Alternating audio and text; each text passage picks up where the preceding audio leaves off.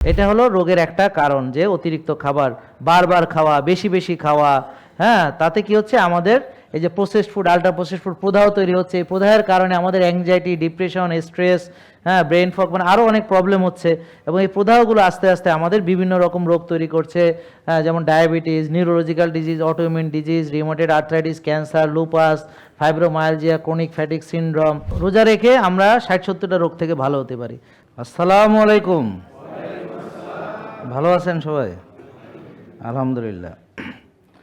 তো সবার আগে হচ্ছে, সুস্থ থাকার জন্যে আপনার এনার্জি ঠিক থাকতে হবে। দেখবেন যে এনার্জি কমে গেলে একটা মানুষ রোগী হয়, অর্থাৎ পাওয়ার। তো আপনারা যারা নিজেদেরকে রোগী ভাবেন তারা কে কে দেখি হাত তোলেন, যারা রোগী ভাবেন নিজেদেরকে। এই যে ওনারা রোগী ভাবে, দেখেন ওনার মানে কষ্ট হচ্ছে, মানে দুর্বল। হ্যাঁ, আর কে রুগী ভাবে? আপনি দেখি হাত তোলেন। আচ্ছা, রুগী ভাবেন না? আর কে ভাবে রুগী নিজেকে? তো যারা রুগী ভাবে তারা রুগীই থাকবে সারা জীবন। ভাববেন যে আমি সুস্থ, বুঝতে পারছেন? কারণ আপনার মন থেকে যদি আসে যে সারাক্ষণ যে আমি রুগী রুগী রুগী রুগী রুগী, তাহলে সে রুগীই থাকে। কারণ প্রতিটা চিন্তা কেমিক্যাল তৈরি করে।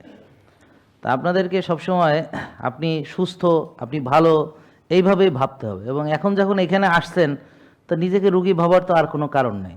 তাহলে এখন থেকে আপনারা সুস্থ হবেন ইনশাল্লাহ, ঠিক আছে? তাহলে এখন একটু সুস্থ মানুষের মতো মানে ভাবসাব করেন, যে একটা সুস্থ লোক, রুগীর মতো না। রুগীর রোল প্লে করলে মানুষ রুগী হয়।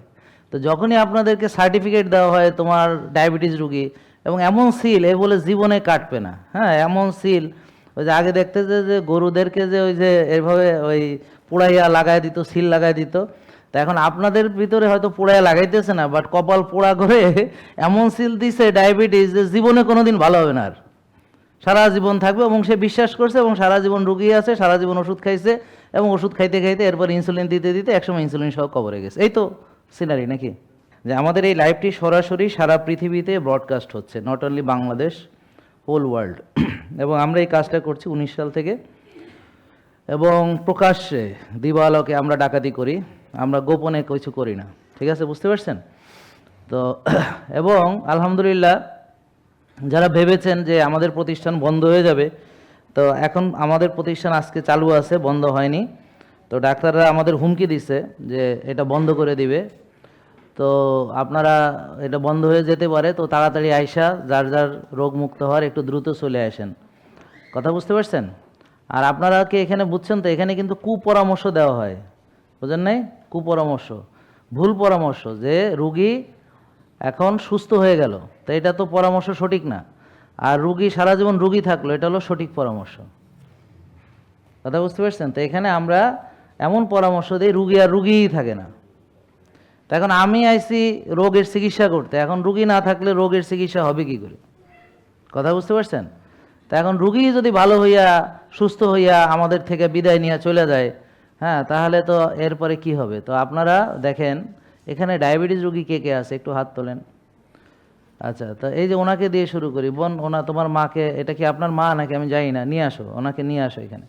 তাহলে দেখেন যারা ডায়াবেটিস রুগী আছেন, তারা দীর্ঘদিন ডাক্তার দেখিয়ে তাদের কি কি পরিণতি হয়েছে, একটু তাকান, ওনার হাঁটা দেখেন, রুগীটাকে খেয়াল করেন। যে একটা রুগী, এই দেখেন, এই যে উনি কিন্তু চিকিৎসা নিচ্ছেন, ডাক্তার দেখায়। আমি বুঝেন না, আমি কিন্তু চিনি না, আমি এই মানে কোনো সেট আপ করে রাখি না কোনো কিছু। এদিকে আসেন, এবং ওনার ফাইল টাইল দেন যেগুলো চিকিৎসা করছেন এতদিন। মারে আপনিই বলেন, উনি তো মুরব্বী মানুষ, আপনার কি হয়? আসসালামু আলাইকুম। আমার আম্মা আম্মা, তো বলেন ওনার কি কি সমস্যা, একটু কাছে নিয়ে বলেন। শোন, এদিকে আসো তুমি। আমার হলো ডায়াবেটিস আজকে অনেক বছর। কত বছর? 15 বছর। 15 বছর। তারপর আপনার ওই ডিজি ল্যাবে দেখাইছি। না, কোথাও দেখাইছো? নাম বলতে হবে না বাবা। এইটাই ওষুধ চলতেছে, ওষুধ চলতেছে, কিন্তু কমতেছে না। হ্যাঁ হ্যাঁ। এখন ওষুধ কতগুলা? তুমি কি আনছো ফাইল? অনেকগুলা। বলো না, ফাইলটা ওই যে নিয়ে ওই আসেন। ব্যাগে, এই ডায়েরি নিয়ে আসে, ফাইল টাইল নিয়ে আসো, ওর ফাইলটা দাও। হ্যাঁ, অনেকগুলা। কতগুলা? অনেকগুলা। আশ্চর্য, তোমরা হ্যাঁ যতগুলো ওষুধ খায় উনি, তুমি বলতে পারবে না? 10টা ওষুধ চলতেছে। 10টা ওষুধ চলতেছে। তাহলে চিকিৎসা কত বছর চলতেছে? 15। আপনারা খেয়াল করেন, কত বছর? 15 বছর, হ্যাঁ। আপনি কি আমাকে আগে দেখাইছেন এখানে এসে? না স্যার, না, দেখায় নাই। তাহলে ওনার এই যে 15 বছর যে উনি চিকিৎসা করছে, আমার কাছে করে না, কার কাছে করছে?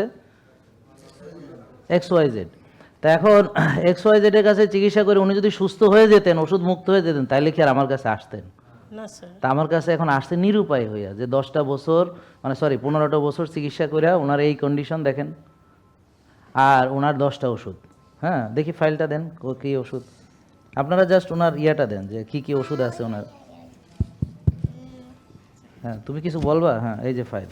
তা আপনারা আপনাদের ফাইলগুলো কাছে রাখেন। হ্যাঁ, তাই যে দেখেন সব জুড়ে শুধু ওষুধ আর ওষুধ, বুঝছেন? মানে একটা রুগী এই শুধু মনে করেন যে একটা ফাইল, এটা তো একটা ফাইল, এরকম অনেক ফাইল আছে, বুঝতে পারছেন? এই দেখেন এইখান থেকে এই পর্যন্ত ওষুধ। এটা গত মাসে। হ্যাঁ, গত মাসের একেবারে এখানে 13টা ওষুধ আছে, প্লাস আরও 1 2 3 4 আরও 4টা, বুঝতে পারছেন?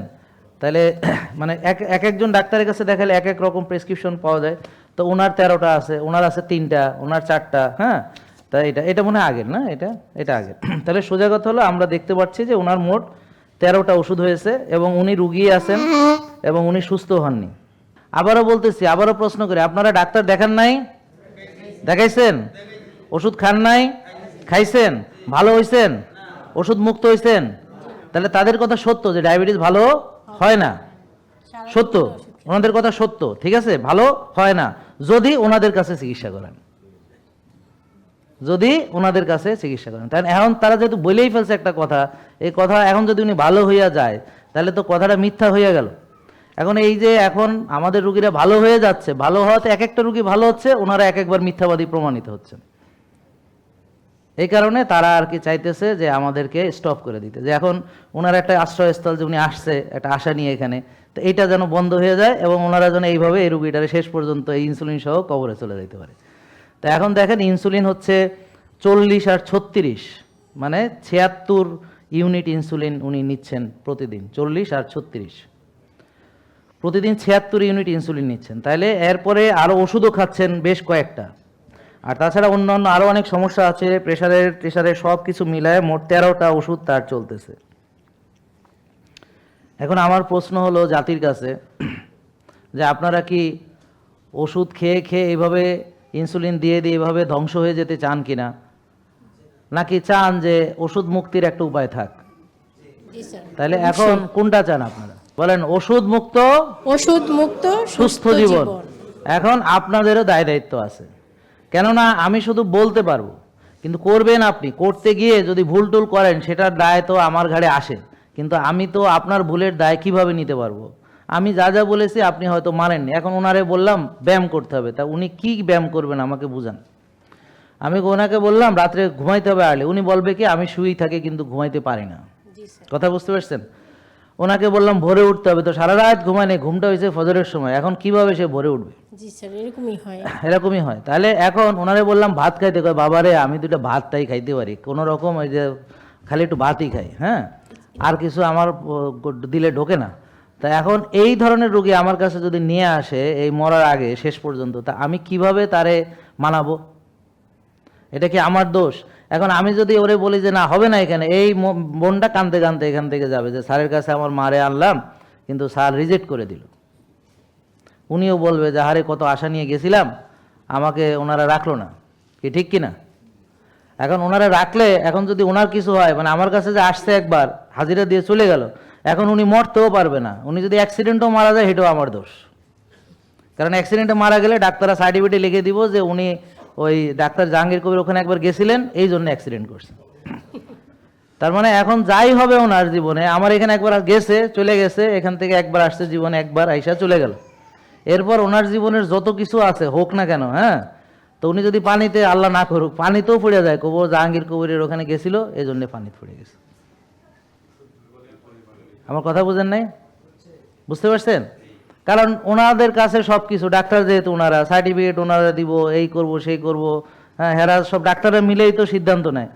তা এখন তারা সবাই মিলে বলবো যে না ওনার ভুল, উনি কেন পানিতে পড়ছে, উনি নিশ্চয়ই মাথা ঘুরে পড়ে গেছে পানিতে, ওনারে ফলো করছে বলে। কি বুঝেন নাই কথা? তা এখন আমরা কিভাবে আপনাদেরকে চিকিৎসা করব বলেন এই পরিস্থিতি? এই জন্য আপনারা যারা এসেছেন, আপনারা যে এখানে সজ্ঞানে আসছেন, বুঝছেন যে আমরা ওষুধ দিয়ে চিকিৎসা করি না, হ্যাঁ, তা এখন একটা রুগী 13-14টা ওষুধ খেয়ে মরে না, আর বলে যখন ওষুধ খাবে না তো বলে মরে যাবে, ব্যাপারটা বুঝতে পারছেন? তা একটা লোক সুস্থ থাকা মানে কি ওষুধ মুক্ত সুস্থতা। তা এখন ওষুধ 13 রকমের দিলে এক একটা ওষুধের সাথে এক একটা ওষুধের রিয়াকশন হইতে পারে, তারপরে 15 বছর ধরে ওষুধ খাচ্ছে সেটার একটা পার্শ্ব প্রতিক্রিয়া হইতে পারে, বুঝতে পারছেন? তারপরে এবং ওষুধ খেতে খেতে খেতে খেতে এখন দেখেন ওনার লিভারে প্রবলেম চলে আসতেছে, ওষুধ খেতে খেতে খেতে খেতে ওনার কিডনিতে প্রবলেম চলে আসতেছে, ওষুধ খেতে খেতে খেতে দেখেন ওনার চেহারাটা দেখেন, ওনার দিকে তাকান, উনি দেখেন। তো এইভাবে আপনাদের বাবা মা যা আছে বা আত্মীয় স্বজন যা আছে আপনারা 15-20 বছর চিকিৎসা করালে এরকম অবস্থা হয়ে যাবে, ব্যথা বেদনা, হ্যাঁ, চলাফেরা, খাওয়া দাওয়া, ঘুম, সব কিছু বিরাট প্রবলেম, ঠিক কি না? আপনি বলেন বোন। ওনার জি স্যার, আপনার এই 6 মাস আগেই কিডনিতে একটু সমস্যা ছিল। হ্যাঁ হ্যাঁ এখন আবার বলছে যে অনেক সমস্যা বাড়ছে। বাড়বে, হ্যাঁ, এই যে পাটা ফুলে ফুলে গেছে। দেখেন কি অবস্থা হয়েছে। তার মানে 15 বছর চিকিৎসা করানোর পরে অনেকেরই কিডনি প্রবলেম দেখা দিবে, কারো 20 বছর চিকিৎসা করানোর পরে কিডনি প্রবলেম দেখা দিবে। তো এখন প্রশ্ন হলো উনি তো আমাদের এখনো ফলোই করে না, তাহলে ওনার কিডনিটা নষ্ট কি আমরা করছি? এখন থেকে আজকে এই যে 15 বছরের যে হিসাব কিতাব, এখন যত যা কিছু ঘটছে, এখন ওনার যদি আমাদের এখানে আসছে, এখন এরপরে বাসায় গেলে পরে এই 15 বছরের যা ক্ষতি আমার ঘাড়ে চাপাবে, বুঝেন নাই কথা? তো তাহলে একটা রোগী সম্পর্কে ক্লেম করলে, হ্যাঁ, তার কি কি লাগবে, যে সে কোন অবস্থায় আমাদের কাছে এসেছে, সে কত কত খারাপ অবস্থায় আমাদের কাছে এসেছে, তার ডকুমেন্টসগুলো আছে কিনা। তাইলে এত এই যে মনে করেন যে ডাক্তাররা যে এতদিন ধরে তার এই যে আমি যখন রিসিভ করলাম কিডনিটা কোন অবস্থায় আছে, শেষ অবস্থায় গিয়ে এখন দাঁড়াইছে। তো এখন আমাদের দুইটা পথ, এক হলো বলবো আপনারা চলে যান, এখানে হবে না। তা এখন কোথায় যাবে ওনারা, কোথায় গেলে ভালো হবে? যাবে ওই যে ডাক্তারের কাছে গেছিল সেখানে, এছাড়া আর কই যাবে? স্যার, আমার এক আন্টি আসছিল আপনি এখানে, ওনার একদম পাওটা কেটে ফেলার কথা বলছিল। পরে আপনি এখানে আপনি ভিডিও দেখে আসছে, এখন আল্লাহর রহমতে আন্টি অনেক ভালো। আলহামদুলিল্লাহ, ওই আন্টির ইয়াতেই আপনাদের এখানে আসছে। আসছে। এখন দেখো উনি যদি ভালো করে মানতে পারে, তোমাদের রিস্ক, হ্যাঁ, তোমরা ভালো মানতে পারলে উনি ভালো হবে, উনিও ভালো হবে ইনশাল্লাহ, মানতে পারলে ভালো হবে। ইনশাআল্লাহ। কিন্তু ওনার তো বুঝছোই যে কিডনি তো শেষের দিকে চলে আসছে, তারপরে ইনসুলিন তো অনেক বেশি হাই ডোজ, তা ওনাকে তো আনছো একেবারে লাস্টের দিকে আমাদের কাছে, বুঝো না এই কথা? তা তোমাদেরও বুঝতে হবে। তা এখন উনি মানবে পারবে কতটুকু সেটাও দেখতে হবে। উনি হয়তো বুঝে, যারা নিজে বুঝে, উনি কিন্তু বুঝতেছেন না কিছু, খেয়াল করেন উনি কিছুই বুঝতেছেন। কিন্তু ওনার চেয়েও সিরিয়াস রোগী আছে আমাদের কাছে আসছে, আমরা তাকে রিজেক্ট করে দিয়েছি, কিন্তু ও নিজে মানছে, মানে ওর নলেজটা অর্জন করছে, নিজে নিজে জ্ঞানটা অর্জন করছে এবং নিজের ভিতরে বুঝতে পারছে। একটা লোক যখন নিজে বুঝা মানে তখন সে ভালো হয়ে যায়। এখানে আসছেন, আপনার 1 পয়সাও নাই, ঠিক আছে, কিন্তু আপনি তো রুগী, যেমন ও তো রুগী, তাহলে ডাক্তারের ভিজিট তো আছে, আবার রিপোর্ট দেখাতে টাকা দিতে হয়, আবার ওষুধও খাইতে হয়, কিনতে হয়। এই যে ওনার যেমন 13-14টা, ওনার মাসে প্রায় 8-10 হাজার টাকার ওষুধ লাগে নাকি, কত? 6,000, হ্যাঁ 6,000 টাকার, আর ইনসুলিন টিনসুলিন সহ ওই ঠিকই আছে 8-10 হাজার টাকার লাগে টোটাল। তাইলে এরপরে পরীক্ষা নিরীক্ষা, তাহলে খরচ আছে না রুগীদের? তাহলে এই খরচগুলো, আর হলো 6 বেলা খাবার খরচ, আর হলো কি 6 বেলা খাবার খরচ। এই যে দেখেন 6 বেলা খাবার খরচ, এই যে 6 বেলা খাইতে বইয়ে লেখা আছে না, এই যে বইয়ে লেখা আছে না ডায়াবেটিসের বইয়ে, হ্যাঁ, যে 6 বেলা খেতে হবে। তা এখন ওরা হয়েছে কি, আমি তো ওদের বই নিয়ে কথা বলি, এই জন্য ওরা আমার উপর রাগ করে। তখন আমি কি করবো, এখন বইটা তো লেখা আছে, তো এখন আমি না বলেও বা কী করি, আছে না, আছে না 6 বেলা। তো এই 6 বেলা খাওয়ার জন্য তার টাকা লাগে না নাকি মাগনা? 6 বেলা খাইতে টাকা লাগে না নাকি মাগনা? আপনি কোনোদিন দেখেছেন যে আপনি যে ডাক্তার দেখায় গেছেন, তো ধরেন আপনি ডাক্তার আপনাকে কি কি দিছে, হ্যাঁ, তো এটাতে যদি কোনো একজন ডাক্তার বলে কি যে পোস্ট করতেছে, হ্যাঁ, যে হ্যাঁ ও এখানে চিকিৎসা কি কি নিছে, তা কি দিবে, যে প্রেসক্রিপশনের ছবি দিবে, ওষুধগুলোর ছবি দিবে, ঠিক আছে, পরীক্ষা নিরীক্ষার কাগজপত্র দিবে, কি এগুলা হচ্ছে দিয়ে। এখন কখনো কি এই যে ডায়াবেটিসের চিকিৎসায় কেউ ধরেন আটার ছবি দিল, ভাতের ছবি দিল, ডাইলের ছবি দিল, মাছের ছবি দিল, মাংসের, এরকম কোনোদিন দেখেছেন নাকি? কোনোদিন বুঝেন নাই কথা? কিন্তু আপনি আমার এখান থেকে যান তো তেলের ছবি দিবে, কারণ তেলটা আমার থেকে নিছেন, তো তেলের ছবি দিবে, কফির ছবি দিবে, বুঝতে পারছেন, হলুদের ছবি দিবে যে উনি চিকিৎসা করছে।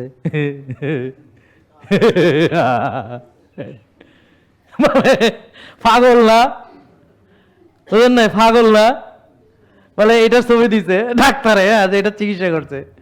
তাহলে এখন ডায়াবেটিসের যে লেখা আছে, হ্যাঁ, এই যে আপনি মনে করেন যে বইয়ের মধ্যে যে লেখা আছে, হ্যাঁ, যে তাহলে এখন আপনার আটার ছবি দিতে হবে, ময়দার ছবি দিতে হবে, তেলের ছবি দিতে হবে, সয়াবিন তেলের, কি ঠিক আছে না, এই যে লেখা আছে, তো এটাও তো লেখা আছে। এখন আপনি বাডেন থেকে কেনেন নাই বলে কি আপনার ওইটা ছবি দেওয়া যাবে না নাকি?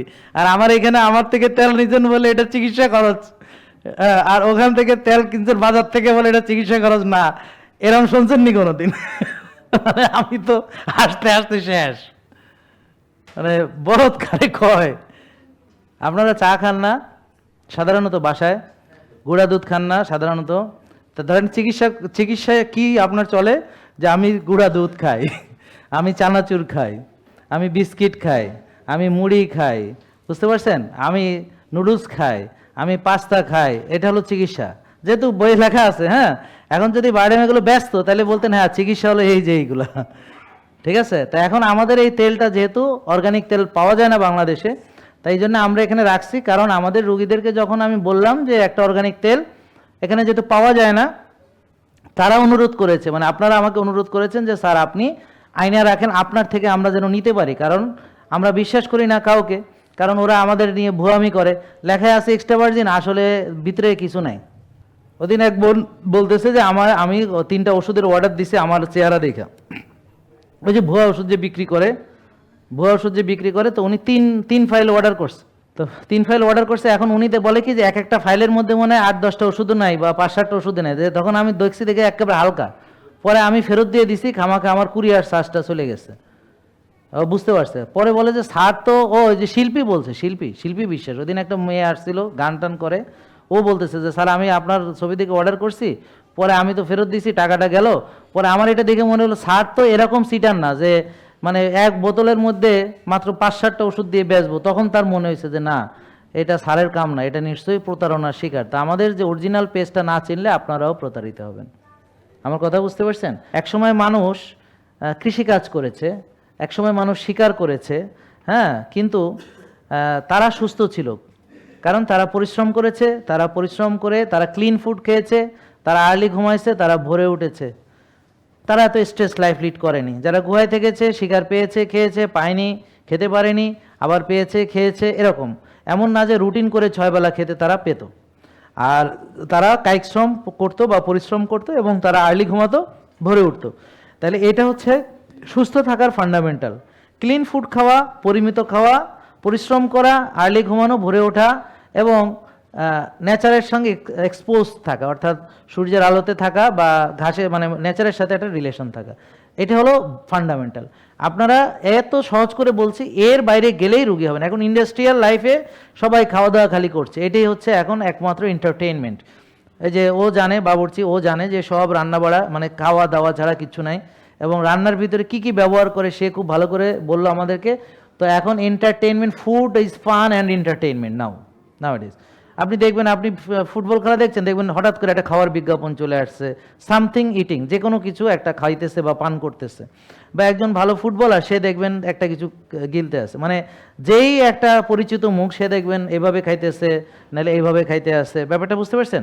তাই এই টোটাল হচ্ছে যে এখন আমাদের যে টোটাল ইন্ডাস্ট্রিটা হচ্ছে যে এই, এখন দেখেন মিডিয়া তারা এগুলোকেই প্রমোট করে। এই যে খেলা, এই যে দেখলেন আপনারা রাত জেগে, আমি জানি না আপনাদের কার কি লাভ হলো, লাভ হওয়ার ভিতরে ও রাত জেগেছে, সকালে ফজর পড়তে পারেনি, অনেকগুলো সময় তার নষ্ট হয়েছে, সারাটা দিন তার খারাপ কেটেছে, কারণ রাত্রের ঘুম ভালো না হলে দিনটা ভালো যাওয়ার কোনো কারণ নেই। এতে আপনাদের বিরাট ক্ষতি হয়েছে, পুরো পৃথিবীর যারা রাত জেগে খেলা দেখেছে তাদের বিশাল ক্ষতি হয়েছে। কিন্তু লাভবান হয়েছে কে? ফিফা। লাভবান হয়েছে কে? যারা খেলেছে, যারা আয়োজন করেছে, যারা, ওরা হচ্ছে কোটি কোটি কোটি কোটি টাকা কামায় নিছে এই আপনার রাতের ঘুম কেড়ে নিয়ে। আর আপনারা যাদের সাপোর্ট করেছেন তারা তো সব হেরে গুহারা হারছে সব কটা। হয়তো কেউ রোনালদোরে সাপোর্ট করেছেন, সে তো অনেক আগে হারছে, কেউ ব্রাজিল সাপোর্ট করছেন, এগুলো তো বহুত আগে হেরে গেছে। আর আর্জেন্টিনার সাপোর্ট করিয়া মানে এগো হারার কষ্টটা বাড়াইয়া নিয়ে ফাইনালে যে এগোরে শেষা দিছে। হ্যাঁ, তা এ হলো আপনারা শেষা খাইছেন, আলটিমেটলি আপনারা স্ট্রেসড হয়েছেন, আপনাদের মন খারাপ হয়েছে, কান্নাকাটি করছেন, কেউ কারো মাথা ফাটাইছেন, চিল্লাপাল্লা করছেন, একজন আরেকজনের ভিতরে ইয়া ছেড়ে দিছেন, একজন আরেকজনকে হেয় প্রতিপন্ন করার চেষ্টা করছেন, একজন কাউকে 7 আপ গিফট করছে, হ্যাঁ, ইত্যাদি। মানে এগুলো ফালতু কাজগুলো করিয়া শুধু শুধু আপনারা একটা ইন্ডাস্ট্রিকে গ্রো করতে সাহায্য করতেছেন, নাথিং এলস। আমি যে একটা খেলাও দেখি না, আমি কিন্তু বেঁচে আছি দেখেন, আর আমার কোনো দুঃখও নেই, কারণ মেসি হারলে কি আর না হারলে কি, ও আমারে কি দেবে? ওকে আর যদি বলতো যে না মেসি গোল দিলে পরে ফেরেস্তা করে কমো মেসি 3টা গোল দিছে, তাতে যদি আমার কবর আজাব কিছু মাফ হয়। বরং আল্লাহ উল্টা জিজ্ঞেস করে, তুই যে রাত জাগে খেলা দেখলি, তো তোরে কি খেলা দেখার জন্য পাঠাইছিলাম, তুই ফজরের নামাজ পড়লি না কেন? তা আমি তো তখন আর জবাব দিতে পারব না। ব্যাপারটা বুঝতে পারছেন? তো এখন এই হলো আমাদের অবস্থা। আমরা একটা একটা ইন্ডাস্ট্রি আমাদেরকে নিয়ে খেলতেছে, হ্যাঁ, ফুড ইন্ডাস্ট্রি, ড্রাগ ইন্ডাস্ট্রি, হ্যাঁ, তারপর এই যে বিভিন্ন রকম বড় বড় ইন্ডাস্ট্রিগুলো আপনার এন্টারটেইনমেন্টের নামে আপনাদেরকে নিয়ে খেলতেছে। আপনারা হইলেন প্রোডাক্ট, আপনারা হলেন প্রোডাক্ট। তাই এই কারণে এখন এই যে মেইন স্ট্রিম মিডিয়াগুলো এগুলোই প্রচার করে সারাদিন। বিয়েতেও খাওয়া, জন্মদিনে খাওয়া, এমনকি মরে গেলেও খাওয়া, জি আপদ, মানে কোনো মাফ নাই। তো এখন আমরা যে খাচ্ছি সেগুলো তো ব্যবহার বা বার্ন করছি না, তো কি হচ্ছে, অতিরিক্ত চর্বি জমা হচ্ছে। বুঝতে পারছেন? তো অতিরিক্ত চর্বি জমা হচ্ছে এবং আমরা আস্তে আস্তে আমাদের রোগ হচ্ছে বিভিন্ন রকমের।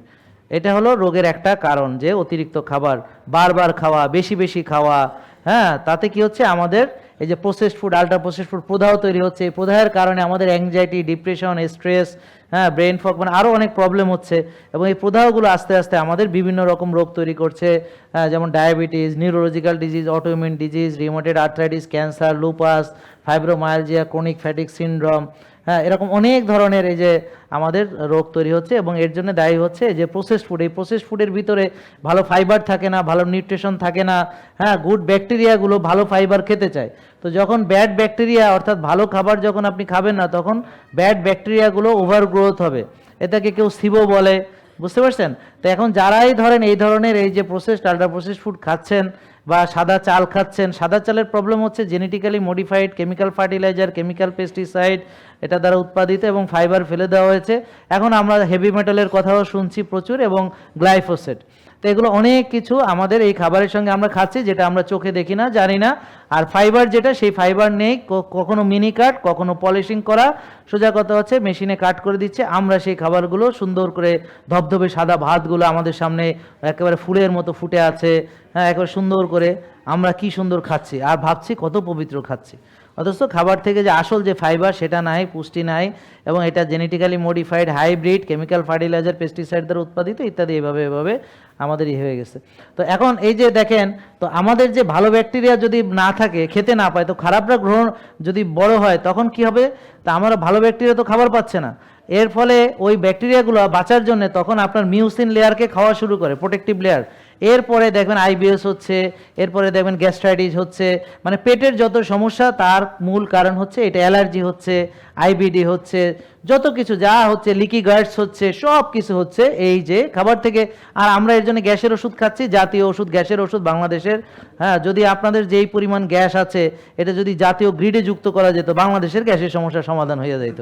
কিন্তু ওরকম সিস্টেম নাই বইলা আমরা পারতেছি না। তো আমরা গ্যাসের ওষুধ খাইতেছি যেই পরিমাণে, এই পরিমাণের গ্যাসের ওষুধ, বুঝতে পারছেন, পৃথিবীর কেউ মনে হয় খাইছে বলে রেকর্ড নাই।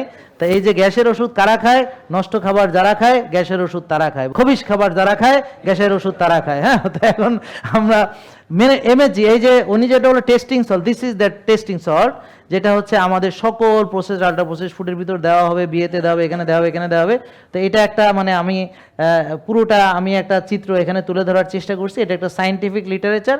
এটাকে যদি আমরা সামারাইজ এভাবে করি যে এটা খেলে এই যে অ্যাটেনশন ডেফিসিয়েট হাইপার অ্যাক্টিভ ডিসঅর্ডার, বাচ্চারা উচ্ছৃঙ্খল হবে, উত্তক্ত করবে, ফোকাস থাকবে না, এডিএইচডি, এটা হচ্ছে গেল। তারপর হচ্ছে আরও অনেক রকম সিজার, এপিলেপসি থেকে অ্যাংজাইটি ডিসঅর্ডার থেকে শুরু করে, মাল্টিপল স্ক্লেরোসিস থেকে শুরু করে, ব্রেন টিউমার্স থেকে, এগুলো সব, এটা একটা নিউরোটক্সিন, এটা একটা নিউরোটক্সিন, কিন্তু এটা খাবারে দেওয়া হচ্ছে এবং কেউ এটা নিয়ে কোনো কিছু করছে না। যারা করতে যাচ্ছে তাদেরকে ওরা অনেক টাকা পয়সা দিয়ে ওদেরকে এক সাইডে সরায় দিচ্ছে, বা ওদেরকে গুম করে ফেলার চেষ্টা করতেছে, বা ওদেরকে জেলে ভরার চেষ্টা করতেছে, বা ওদের পেইড এজেন্ট দ্বারা বা ওদের পেইড সংবাদপত্র দ্বারা তাদেরকে থ্রেট করা হচ্ছে। তো একটা মানুষ বেঁচে থাকার জন্য সারা দিন রাত যদি তাকে বিভিন্ন থ্রেটে রাখা হয়, তা এটা কিভাবে পারবে বলেন? তো এই জন্য আমাদের বেঁচে থাকার জন্য কারোর সাথে যুদ্ধ না করে চলেন, নিজের মুখটা বন্ধ রাখি। বুঝতে পারছেন? আপনার মুখটা বন্ধ করেন, সবার ব্যবসা বন্ধ হয়ে যাবে। তো রোজা রেখে আমরা 60-70টা রোগ থেকে ভালো হতে পারি। তাহলে রোজা রাখতে কোনো খরচ নেই, খালি মুখটা খালি বন্ধ রাখতে হবে। কোনো আন্দোলন করার দরকার নেই, কোনো সংগ্রাম করার, ওই সব খাবার আমি খাবো না। জেকে লাইফস্টাইল লিমিটেড, ওষুধ মুক্ত সুস্থ জীবন।